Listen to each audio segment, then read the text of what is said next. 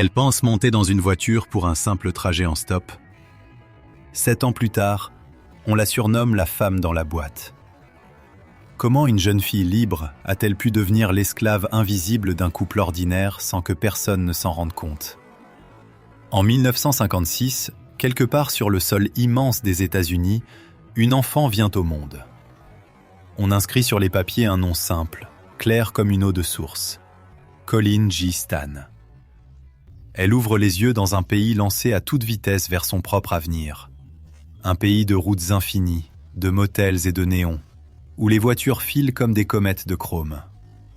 Elle ne le sait pas, mais déjà, derrière le voile des années à venir, le destin se courbe vers elle, silencieux. Elle grandit sous le soleil de Californie. Ciel bleu, odeur de poussière chaude, de pain et d'essence. Les lotissements s'étendent. Les autoroutes se croisent comme des fleuves de bitume. Colleen est une enfant parmi d'autres, une adolescente qui rit, qui découvre la musique, la liberté, le goût des départs improvisés. Rien ne la distingue vraiment dans la foule. C'est une vie ordinaire, tissée de petits gestes, de devoirs, de sorties, de projets qui flottent encore à l'état de promesse. Les années 1960 s'achèvent, les 1970 montent comme une vague. La jeunesse américaine prend la route. L'autostop devient un rite de passage. On lève le pouce au bord des axes inter-États, on fait confiance à des inconnus, on partage une cigarette, une histoire, un tronçon de route. La côte ouest, surtout, s'abandonne à ce flux mouvant.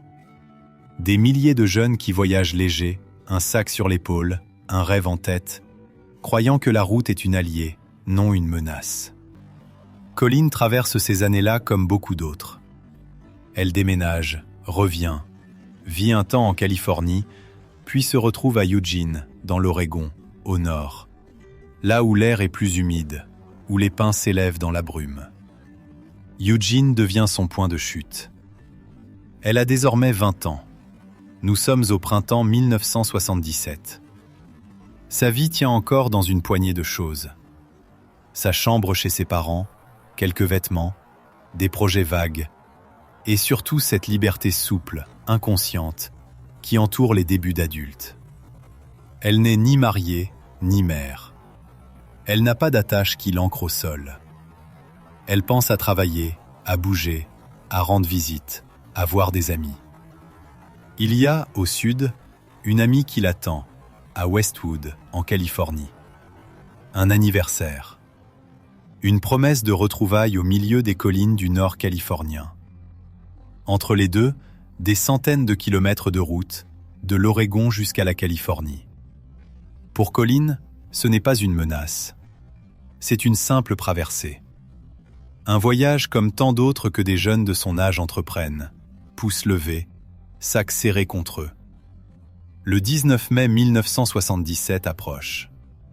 Une date ordinaire sur le calendrier des hommes. Une date volcanique dans le livre du destin. Ce matin-là, Colleen prépare son sac. Peu d'affaires, des vêtements, quelques effets personnels. De quoi voyager léger, de quoi se sentir prête à l'imprévu. Elle quitte la maison de ses parents à Eugene. L'air est encore frais. Elle ne se retourne pas trop. Elle reviendra, pense-t-elle. C'est un aller simple pour quelques jours, pas pour disparaître. La route l'attend. L'Interstate 5 trace vers le sud sa ligne dure, couloir d'asphalte où grondent les camions et glissent les voitures. Colleen se dirige vers cette colonne vertébrale de l'Ouest américain, ce fleuve de bitume qui relie les États et mêle les destins. Elle relève le pouce. Une première voiture s'arrête, puis une autre. Elle enchaîne les tronçons, avance par bonds, par visages éphémères.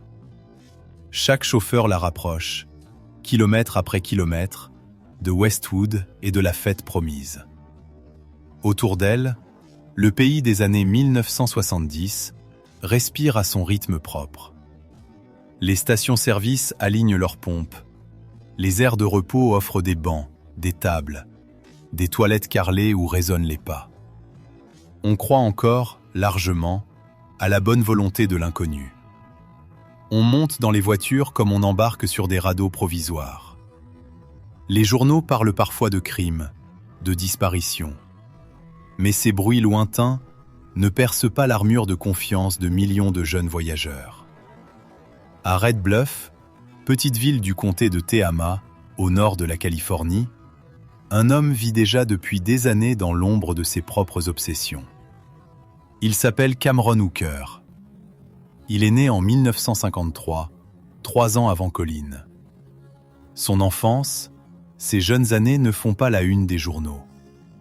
Rien, dans les archives judiciaires, ne signale de condamnation majeure avant 1977. Pour le monde extérieur, il est un homme banal, un visage parmi des milliers. Cameron travaille dans une scierie, une sawmill, comme on dit ici. Le bois est partout autour de lui, troncs abattus, planches, copeaux. Il manipule des lames, des machines qui hurlent, il respire la poussière de pin et de cèdre. Ses mains connaissent le poids du bois, la résistance des fibres, la façon dont on découpe, dont on assemble. Ses gestes d'ouvrier, utiles, deviennent pour lui une langue secrète. Car derrière les murs modestes de sa maison, une autre construction se prépare. Il habite à Red Bluff avec sa femme, Janice. Elle est née en 1954, sous un autre nom, Janice Lashley. Ils se sont mariés au début des années 1970, jeunes, avant que le monde ne soupçonne ce que leur union contient de promesses et de menaces. On les voit comme un couple ordinaire de petite ville. Une maison simple, des factures, des achats au supermarché, des salutations rapides aux voisins. Dans cette maison, un enfant pleure, rit, grandit. Une petite fille. Elle est là, preuve visible d'une vie de famille qui, en façade, ressemble à tant d'autres. Mais derrière la porte close, quelque chose de plus sombre s'agrège, lentement, sans éclat. Un pacte, une dynamique souterraine. Cameron, selon les mots que Janice prononcera plus tard devant les juges, commence bientôt à explorer la violence dans sa forme la plus intime. Le bondage, la domination, les jeux de pouvoir. Ce ne sont pas des jeux innocents. Ce sont des exercices de contrôle, de douleur, de mise en scène. Janice, jeune épouse, se trouve entraînée, prise dans un tourbillon qu'elle supporte, qu'elle subit, qu'elle accompagne. Il la fouette, il la suspend. Son corps devient le terrain d'expérimentation d'un désir déformé, nourri aussi par des images venues de l'extérieur. Dans la maison des Hooker, la pornographie violente circule. Des magazines s'entassent, pages brillantes qui enferment des scénarios de domination, de cordes, de contraintes. Cameron les consulte, les conserve. Il ne se contente pas de regarder. Il pense. Il imagine. L'ouvrier du bois devient architecte de fantasmes. Ses mains, habituées à fabriquer des objets solides, se mettent à rêver d'outils conçus non plus pour le travail, mais pour l'emprise. Les années passent. Janice, fatiguée, terrorisée, plie sans rompre. Puis, un jour, Cameron lui propose un marché. Un accord conjugal, dira-t-on plus tard dans les salles d'audience. Il veut une esclave sexuelle. Pas un simple partenaire. Une femme qu'il pourra posséder, utiliser, plier à sa volonté. En échange, promet-il, il cessera de fouetter Janice, de la suspendre, de la soumettre aux pires sévices. Elle, brisée, épuisée, accepte. Ce oui, arraché dans l'ombre, ouvre une brèche où va s'engouffrer le destin d'une inconnue. Le projet est là, désormais. Non pas une lubie passagère, mais un plan. Un objectif murmurant au fond des nuits. Cameron ne le confie pas à la police, ni à un médecin, ni à un confident. Il le nourrit seul, alimenté par les images violentes, par ses fantasmes, par ce marché passé avec sa femme. Aucune plainte, aucun rapport ne vient troubler cette progression. Les autorités ignorent tout. Sur les registres, la famille Hooker est un foyer ordinaire.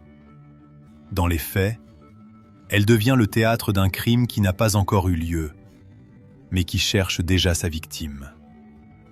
Dans le garage, dans un atelier improvisé, Cameron prend des planches.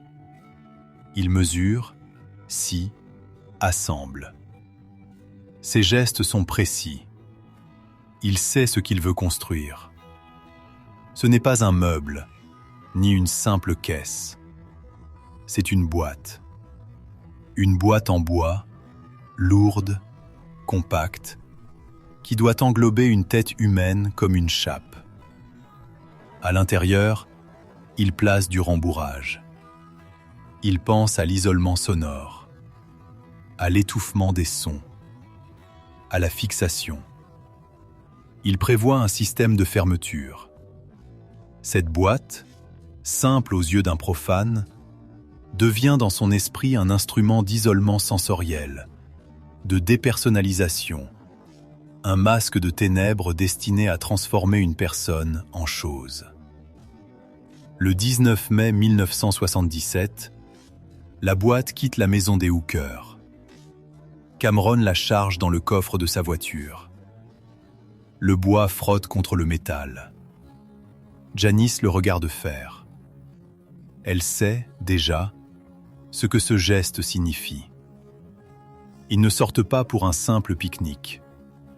Ils sortent avec un projet, avec une intention claire. La petite fille monte aussi dans la voiture. Sa présence, innocente, masquera aux yeux d'une inconnue ce qui se cache sous le métal du coffre. À Eugene, Colleen se tient sur le bord de la route. Elle a déjà fait plusieurs tronçons en stop.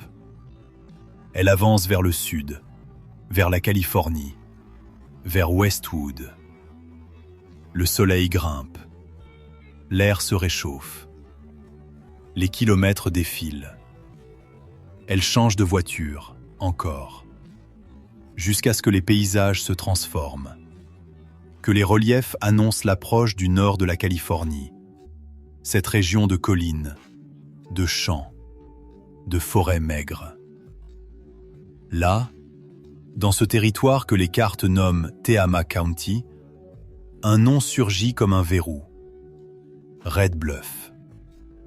La région de Red Bluff est une zone de passage. Des routes secondaires y croisent les grandes voies. On y trouve des stations-service, des motels, des aires de repos où les familles s'arrêtent pour manger un sandwich au bord de la route. Rien ne distingue ce lieu d'un autre. Et pourtant, c'est ici que deux lignes de vie vont se croiser et se nouer. Colleen est maintenant près de Red Bluff. Elle attend une nouvelle voiture. Elle a confiance. Elle a déjà parcouru une grande partie de la distance. Westwood se rapproche. Elle pense sans doute à son ami, à la fête, au sourire qui l'accueillera. Elle regarde passer les voitures, mesure en un coup d'œil si elles peuvent s'arrêter. Puis, une voiture ralentit. Une famille. Un homme au volant. Une femme à ses côtés. Un enfant. La scène est simple, presque rassurante. Quelle menace pourrait-il y avoir dans une voiture familiale, un couple, une petite fille? Colleen hésite peut-être un instant, ou peut-être pas. Les témoignages futurs diront seulement ceci. Elle monte. Elle accepte le trajet. Elle glisse son sac, s'assoit, referme la portière. Le destin, silencieux jusqu'ici, s'assoit à ses côtés. Autour, tout semble normal. Les visages sont polis.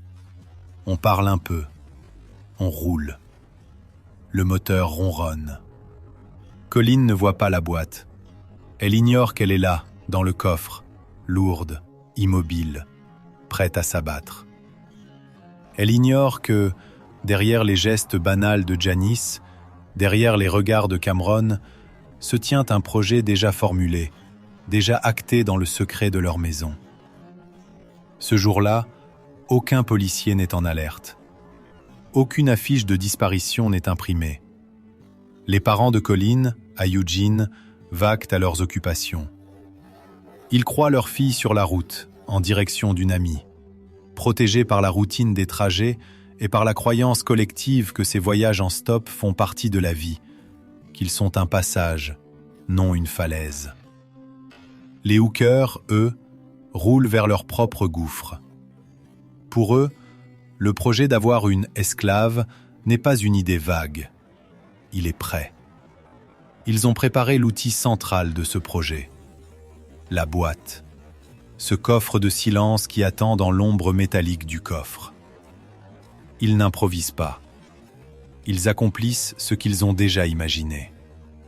Pour Colline, ce trajet n'est qu'un moyen d'arriver plus vite à destination. Pour eux, c'est la concrétisation d'un pacte noir, scellé des années plus tôt entre un mari et une femme. Sur la route qui serpente vers Red Bluff, la voiture poursuit sa course. Personne ne sait encore, à l'extérieur, que ce jour-là, une jeune femme bascule sans retour dans la nuit.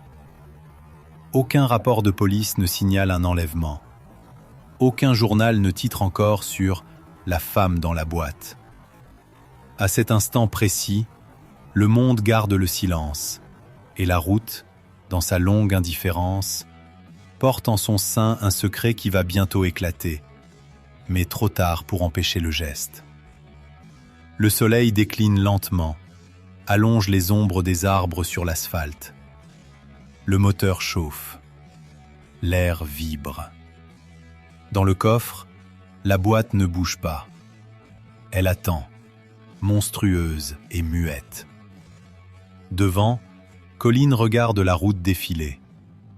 Elle ne sait pas que chaque mètre la rapproche du moment où ce couvercle de bois se refermera sur son visage, où sa vie ordinaire se brisera comme une vitre sous un marteau. Elle ne sait pas qu'aujourd'hui, 19 mai 1977, les dieux du hasard se détournent, et que commence, pour elle, un voyage dont elle ne connaît pas encore la profondeur, ni la durée.